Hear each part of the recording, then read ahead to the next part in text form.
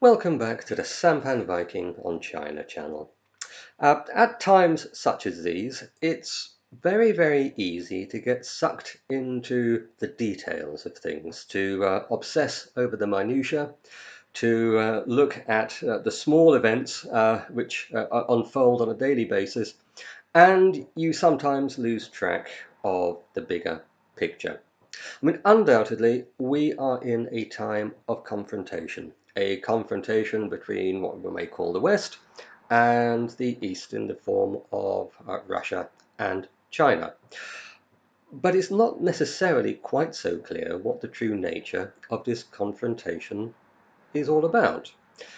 You will hear it described in various terms. You will hear it described as a clash of civilizations or a clash of values, of freedom and democracy versus autocracy, of human rights versus no human rights, in many different ways. And I think the fact that it can be described in a number of ways and not all of them still make sense suggests to me that there is something else at play, something deeper, not really being discussed. And having looked at it, I think I can see what it is, because when you look at what is happening through the prism of that confrontation, then suddenly a lot of things make sense and a lot of things fall into place. So this is why I'm going to call this video an overview of the war against oligarchy. So this really does go back to the situation that started in earnest back in the 1980s in the US and in Great Britain, when we saw the rise towards the final years of the Soviet Union and the Cold War of the neocon philosophy, which came up through Reagan in America and Thatcher in the UK. This brought to the fore the concept of capital over everything, profit before all else, and that every possible human activity engaged in should be done for a profit and no other purpose. This was the environment that enabled people to, plus all the regulation, tax cuts and regulatory cuts that went with it, that enabled the growth of fabulous wealth for those who existed at the top of the social pyramid, and certainly those that were involved in corporate business. This then expanded into allow conquest for the access to new markets, and has brought us to the brink of a major confrontation. We saw the same thing happen in the East with the end of the Cold War. As the Soviet Union collapsed, we saw suddenly, overnight, and as if by magic, a new oligarch class arrive on the scene to dominate Russia and the rest of the post-Soviet space for that initial, certainly 10 years, in the 90s, during the Gorbachev and Yeltsin era. And whilst it was definitely true in Russia, we know it's true in Russia. Most of the oligarchs are described as Russian oligarchs, and these are people who became fabulously wealthy, picking up state assets for a song. Somehow they had the resources to do it, and became fabulously wealthy and used their near monopolistic position in many cases to become secure and to ever increase their wealth. And this wasn't simply a Russian, this was a post-Soviet phenomenon. It happened in the Ukraine. To talk about Russian oligarchs, and I think Ukrainian oligarchs, is itself misleading. They were simply post-Soviet oligarchs, the same people with the similar intent, with the same interest, same background, same contacts, who were able to take advantage of the collapse of the Soviet economy and to purchase many formerly state assets at prices that were effectively going for a song, and to be able to do it because clearly these people had access to connections and capital that that many others also living in those areas did not have any chance of accessing. So this would have happened all the way across the post-Soviet space, not just Russia, not just Ukraine, presumably in Belarus, presumably in Central Asia, presumably in the former Warsaw Pact countries as well. I have to be careful. I haven't researched this. It's simply, I can just see that there is a pattern there. But how it played out in any particular country over time, I think, is a more delicate, a more nuanced question. And I think it's fair to say where in these countries you had resident strongmen, the ability of the oligarchs to dominate things was significantly restricted, and where they weren't, they had free reign. And of course, they had free reign like nowhere else. In Russia and the Ukraine, is certainly in the 1990s, and we know this. Even the BBC, who used to try to make objective documentaries on this subject, freely have interviews with these guys, with these oligarchs, um, freely admitting that back in the 90s they could just wander into a ministry without an appointment, walk straight into the minister's office and dictate the terms contained in a new act or bill that they wanted. And this is how Russia was ruled in the 90s. Now, of course, this all came to a fairly abrupt end in 2000 when Vladimir Putin came to power in Russia. It didn't change in the Ukraine, but it certainly changed in Russia. Vladimir Putin made it clear that he was in charge, he was the boss, and he was going to be calling the shots, not them. And many of them fled the country, others were imprisoned, and all the rest of it. So, in many ways, when we look at the conflict between Russia and the Ukraine, what we actually have is a conflict between the Kremlin and the remnant and the rump of the oligarchs that were still in Ukraine and outside of Putin's jurisdiction, who are able to continue as they did before, looking to overturn the situation that had arisen, the regime, the Putin regime in Russia, so that again they would be able to, and their ilk would be able to take control again and run things as they wished, as they were able to do in the 1990s. In the West, there is absolutely no doubt that that an oligarch class are running things. You can call it deep state, you can call it whatever you like. We call them billionaires and entrepreneurs, but they're exactly the same thing. These are oligarchs by any objective definition, and they share many characteristics with the guys that rose in the Ukraine and Russia. And in fact, it is the shared characteristics that probably enabled these guys in the Ukraine and Russia and the rest of the Soviet space to rise as they did in the 90s when the Soviet Union collapsed. Undoubtedly. I mean, you only need to look at the way that work poverty is affecting millions in the West, whilst those at the top become ever fabulously wealthy. I mean, the examples certainly in Britain, which is a stronghold of this neocon oligarch philosophy, was where they had millions, up to 8 million moving into fuel poverty.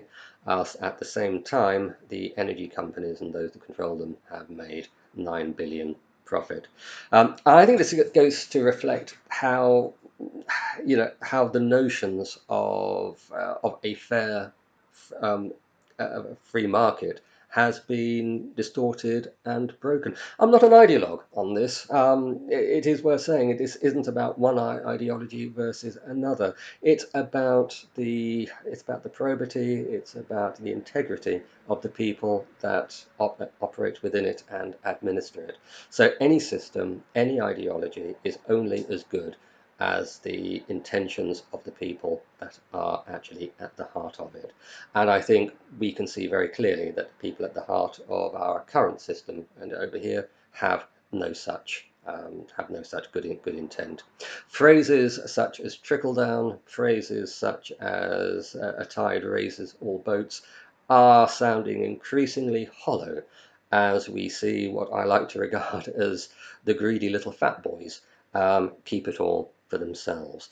As I said, 8 million in poverty, fuel poverty in the UK, as the power companies pocket 9 billion. Well, they could have still been incredibly wealthy for 1 billion and allowed that other 8 billion to trickle down into the rest of society and to lift the boats, which would have kept a lot of people away from a lot of trouble and hardship.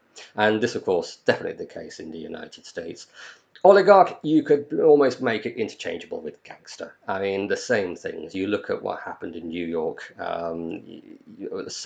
Atlantic City, and places like that in the 70s, with the burnt out blocks and all the rest. And we're seeing exactly the same thing happen now, nationwide in the United States, and it's starting to happen in the UK, and it's even starting to happen in Europe, where it isn't quite as bad as it has been in the Anglosphere. Overall, not a very attractive situation, and you cannot blame the Russians for wanting no part of it. They suffered massively in the 10 years when Yeltsin allowed the oligarchs free rein. Putin put the boot in and put an end to it. And of course, they hate him. And it is no coincidence that the areas which are still dominated by similar forms of oligarchs are now the areas leading the attack and the demonization of Putin, because he is somebody who's taken the toys back that they stole from everybody else. Oh dear. In China, it's a slightly different story. Wealth has emerged under the stewardship of the party, and in China they could see the danger because they've never been under any illusions as to what's been going on. So they have stopped these wealthy billionaires and entrepreneurs from actually achieving proper oligarch status.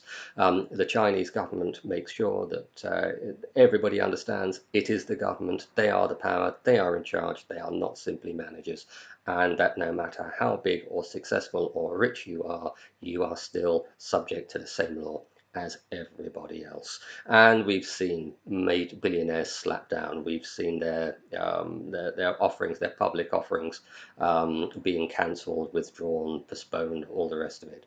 A case of the government showing these people that the Western style oligarch, to which no doubt they feel very attracted to, is not going to become established in China. And so here we have that clear dividing line. The countries where, I like to say, where, call it authoritarian if you like, but where the government is the government and the government is in power, not just in office, to those areas where the government are simply managers put in place by the oligarchs to manage for their benefit rather than anybody else's. This is a very, very clear cultural divide, and it is one which needs to be resolved one way or the other. And as somebody who is not an oligarch himself, I want to see the anti-oligarch forces win, because I live under what is effectively an oligarchy, and I have seen over my lifetime how living standards and expectations have declined, where simply the hope of being able to achieve something is used as the psyop weapon to keep the general public in control. Will this last as we now move in what is going to be an incredibly difficult winter in the UK, in the West in general, with the energy prices being the way that they are? We are seeing unfolding slowly but surely the destruction of the Ukrainian army by the Russian army and its allied militias in the Ukraine. And so very, very soon, I think that defeat, despite the fact that the Western media seems determined to try to hide it, will become unhideable. And then people will start saying, why are we having to pay £25 a day for gas, which is about $40 or maybe more if you're in the States, just to prop up a failing regime who have lost a war? I think that's going to lead. We're already seeing trouble on the continent with farmers and the rest, and this is just the middle of summer. So by the time it starts to get cold, I think the problems are and the trouble is going to grow exponentially. And I can predict massive social unrest throughout Europe in different levels in different countries, but nevertheless, even sedate countries like the UK may very well have a very difficult winter unrest this coming year. Well, I think that I probably missed out loads of the things that I wanted to say, but hopefully I managed to put it together in a reasonably coherent way. I'm going to wrap up now because I see that this is running on far longer than I really hoped it would. I will be coming back to looking at elements of this again, as well as elements with the situation around Taiwan and elements relating to the war on the ground in the Ukraine. I have been a little bit out of action for the last couple of months, but that's real life. It does exist. I can't do this for a living. I have to do other things. So there we are. I'm going to wrap up. If you like this video, please like. If you're not a subscriber, please do subscribe. It is free and it helps the channel to grow. If you would like other people to hear what I have to say, please share. And if you would like to make a comment on the channel in general or this subject in particular on any aspect, if you even have some information to make good my lousy level of research before I made the video, then please feel free to provide that information. It'll be very gratefully received. I look forward to seeing you all at the next video.